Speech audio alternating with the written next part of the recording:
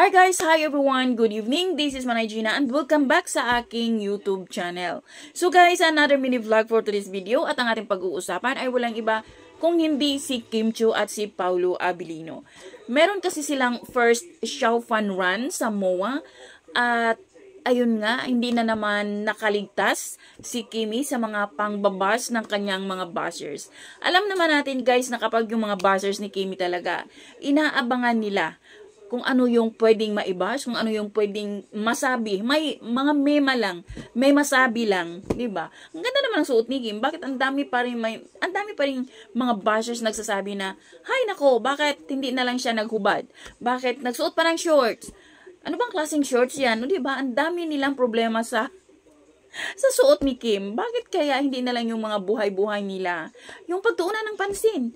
Diba? Kasi may kanya-kanya naman na tayong choice. Kung choice ni Kim na yun ang suotin niya, so be it. Buhay naman niya yan. Katawan niya yan. At meron siyang maipapakita. Diba? Ang ganda kaya ng legs ni Kim. Ang ganda ng katawan. So bakit? Diba? So sana lang guys, no, wag masyadong nega. Wag masyadong dahan-dahan sa pangbabas. Wag tayo masyadong judgmental. Wag tayo masyadong makialam sa buhay ng may buhay. 'Di ba? So, yun lang guys. Thank you for watching. Until then, bye. God bless everyone.